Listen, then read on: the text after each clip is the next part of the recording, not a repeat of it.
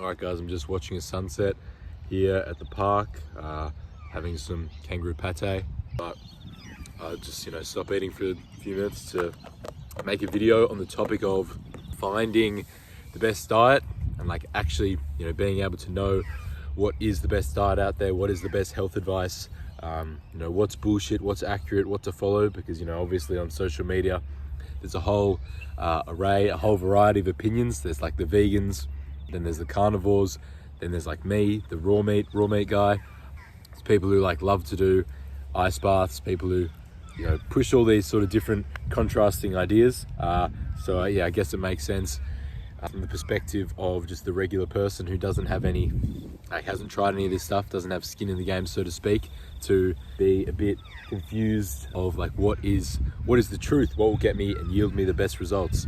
One thing to know is that obviously the vegans, the vegetarians, who are like very contrary to what I believe in, like having a raw animal-based diet, they still have conviction, a lot of them at least, the ones who don't quit after a few years. A lot of them do quit because it's quite sick, it makes them quite sick, their hair falls out, all that sort of stuff. The ones who keep going, they obviously have a conviction in it, and I'm not going to deny that some of them would feel better on it than they had before, because given how poor the standard of health is in the modern day, and like given what the standard American diet is, just the standard Western diet is, actually cutting out all that junk and actually getting clean foods and living a little bit more in accordance with nature will always get you somewhat better results.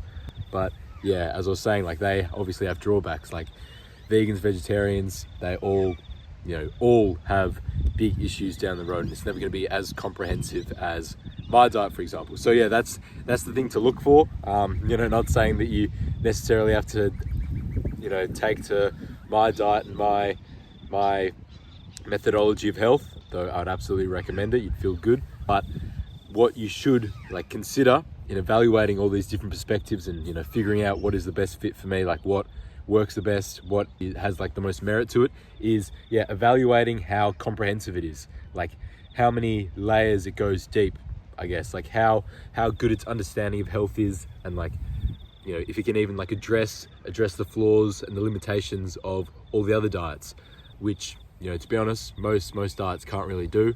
Like I guess in the carnivore diet, like they can explain the limitations of the plant-based diet, that being like the high amounts of plant defense chemicals that are going to inhibit the absorption of the limited nutrients that do exist in plants. Obviously, like the multitude of potential nutrients that don't exist in plant foods. So I guess like the carnivore guys got that right, but then like the level deeper that they're lacking in terms of their understanding is the importance of like having an adequate amount of like sugar. Like they think like, oh, if you eat this natural diet that we would have had in nature, it would just be purely animal meat.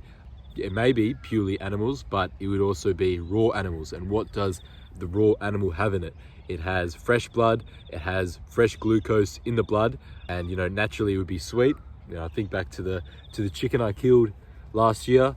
That was like my first slaughtering experience. That was quite nice, and like I was having all the organs fresh, and it was like all bloody, and like it was surprisingly sweet, way sweeter than I think chicken would usually be.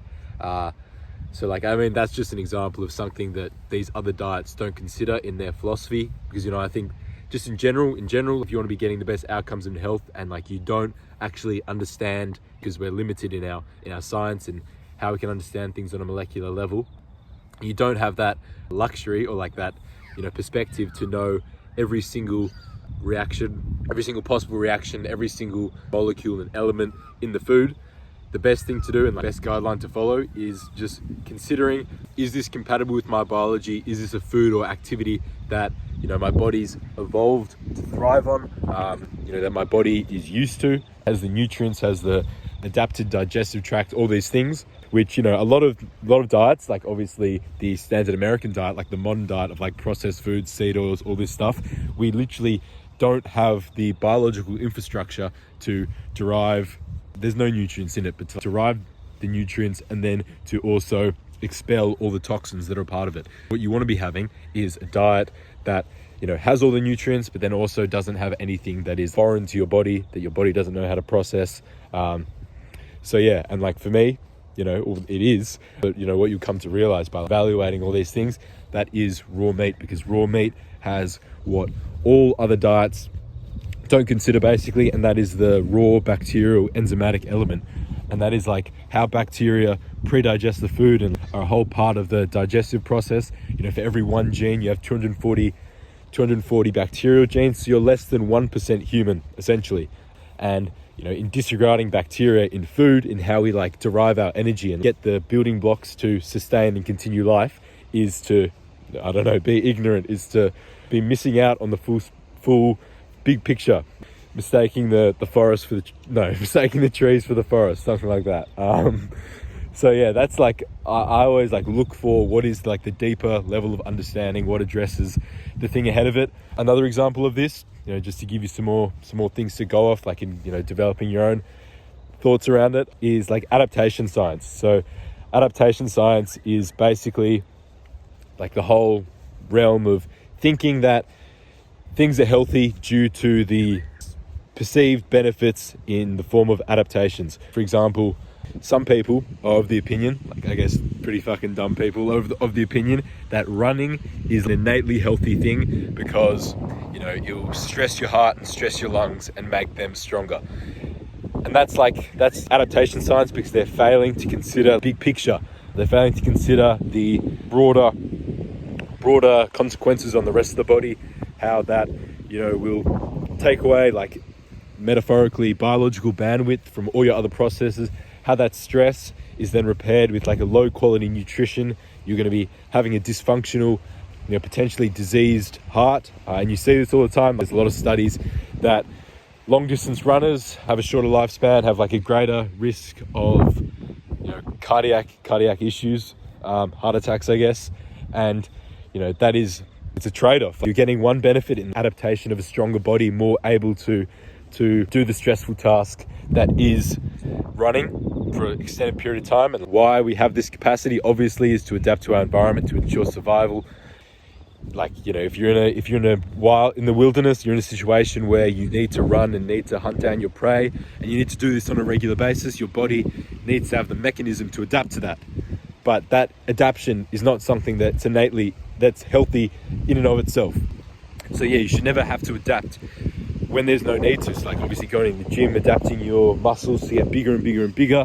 What's the drawback? You've got a larger body, you got to have like increased circulation, you got to eat more to maintain that size. Digestion obviously, you know, takes a toll, and that it, you know, requires energy from your body.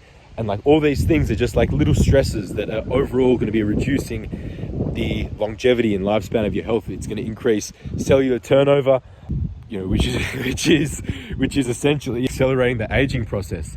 And people don't even ever logically think about it from a thermodynamic perspective. Like if stressing the body, like going in an ice bath, just like working your muscles to absolute failure, you know, even cutting yourself, that's a form of stressing the body. The skin will grow back thicker, breaking bones. Like if these things were actually healthy for the metrics, for more than just like the symptom-based metric that you obviously get, which is like you break the bone comes back thicker and stronger, then like we and all animals in the wild would be like doing these things out of like intuitive knowing through evolution. They even just discover it through evolution. Like maybe their genes would develop, or habits would develop, of subjecting ourselves to this stress, but knowing of the benefits that we'd get. Obviously there are no benefits. There's obviously adaptations which are neither good nor bad. In terms of innately healthy, they're bad, but yeah, no fucking animal, no bear,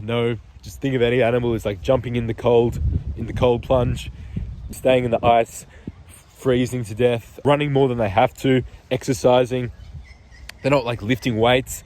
They're not like doing practice runs. They're not doing like time trials, running around a track. That's just like retarded.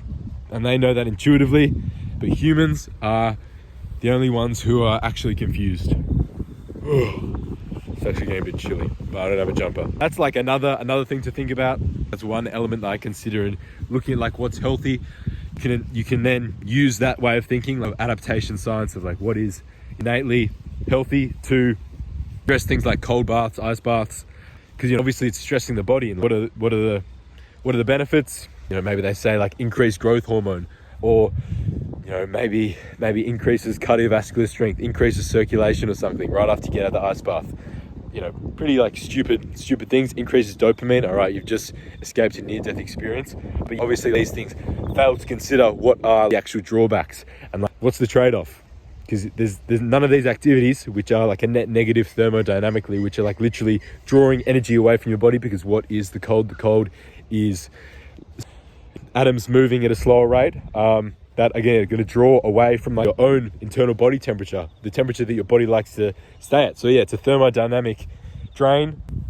And yeah, so you got to consider like what is the drawback, and then, you know, in knowing that, you can like look to actually do activities that are a net positive, that like actually are good in and of themselves. Yeah, for example, like the raw meat, the raw foods, like that absolutely is like all beneficial. There's no toxins, there's no harm being done, because it's something that is completely compatible with your biology. It's not like causing any stress. And yeah, like that's sort of the most efficient diet, I guess. But then also just in terms of activity, what activity is worth the pain? What is giving you like greater health overall? Say for example, like, you know, just the modern man who has whatever issues, they've been on a shit diet for so long, like they've worked an office job, they have low circulation. So maybe a degree of intense exercise may be good. Maybe that will decongest like whatever blood flow, lymphatic system, get like their blood moving, get oxygen to all these different parts of their bodies. And that obviously like is a beneficial thing that outweighs the downside of the stress that they're causing their body and like the shortening of their lifespan, because, you know, they might die anyway from like a heart attack or a clogged artery. So yeah, that is what you have to consider. That was a bit of a ramble, but that's just the general ways I think about health. What is the most comprehensive thing? What is like an illusion? What is a fallacy in terms of like legitimately being healthy? And, you know, just think about these things. And I wish you the best in your health journey. Obviously watch my stuff, because I will actually teach you the way to true health. But otherwise, it's up to you to find this right stuff and to make up your mind about it on your own. I can tell you these things and you cannot believe me. It doesn't go anywhere. So I'd much rather tell you how to discover these things on your own. So then you can come back and go like, oh yeah, Mason was right. Maybe he does know everything. Thanks for watching. I didn't really know where that video was going to go. I sort of picked up the phone, or I started sitting down. But yeah, I hope that provides some of you some value.